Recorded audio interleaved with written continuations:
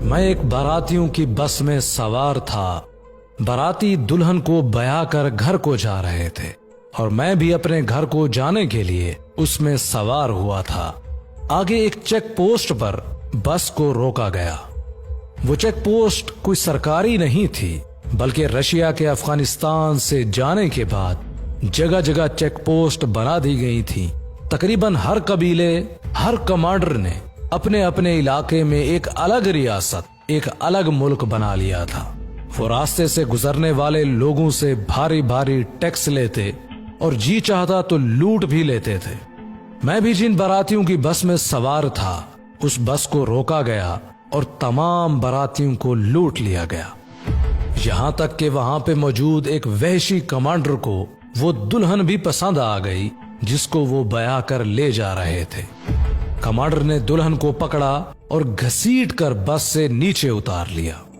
दुल्हे ने मजामत की, जिस पर दुल्हे को वहीं गोलियों से छलनी कर दिया गया।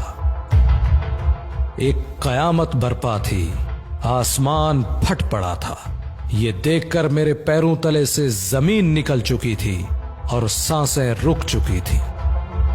इस दिल दहला देने वाले वाकये के बाद मैं जब घर पहुंचा, मेरी आंखों के सामने धुआं था और मुझे मेरी जान मुझ पे भारी लग रही थी। रात भर मैं जागता रहा और सोचता रहा, हमारी पढ़ाई का क्या फायदा है, हमारे इल्म का क्या मकसद है। या तो हमारी सांसें ना रहें या फिर ये निजाम, ये जुल्म ना रहे। सुबह मैंने अपने एक करीबी दोस्त से मोटरसाइकिल मांगी और हर मदरसे, हर मस्जिद गया। सबके सामने मैंने ये बात रखी कि हमारे मदारिस का क्या फायदा है, हमारी तालीम की कोई हैसियत नहीं जब हम अपने लोगों को फायदा ना दे सकें, उनको इस जुल्म से छुटकारा ना दिलवा सकें। सबको मैंने कल अपने मदरसे में दावत दी और कहा, मिल बैठकर इस मसले पर कोई हिकमत अमली बनाएं।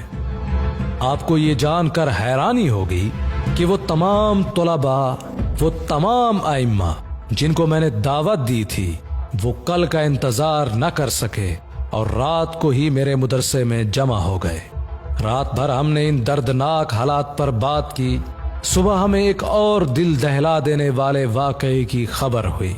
एक और कमांडर ने एक शरीफ फैमिली का घर लूट लिया था और उस घर की 2 नौजवान लड़कियों को भी साथ ले गए थे। वहां उनकी कई बार इज्जत लूटी गई। हमने उस कमांडर के खिलाफ पहली कार्रवाई करने की ठान ली। वो कमांडर जहां उन लड़कियों को लेकर गए थे, उस जगह को पाशमून चौकी कहा जाता है। रशिया के खिलाफ जिन बुजुर्गों ने जिहाद किया था, उन्होंने हमें कुछ हथियार दिए। फिर हम पाशमून चौकी की तरफ बढ़ने लगे। हमारी तादाद सिर्फ 30 जवानों पर मुश्तमिल थी। हमने बिना किसी अपने जानी नुकसान के उस चौकी पर कब्जा किया और उन लड़कियों को छुड़वा लिया। उस कमांडर को तोप के दहाने पे लटका कर फांसी दे दी गई और फिर हमारी मंजिल कुछ और बन गई थी। हमारे रास्ते किसी बड़े रास्ते की तरफ मुड़ चुके थे। शायद कुदरत ने हमें इसी काम के लिए पैदा किया था और देखते ही देखते हमारा सफर बढ़ता गया और हम उस रास्ते पे चलते गए। बस यही थी हमारी शुरुआत।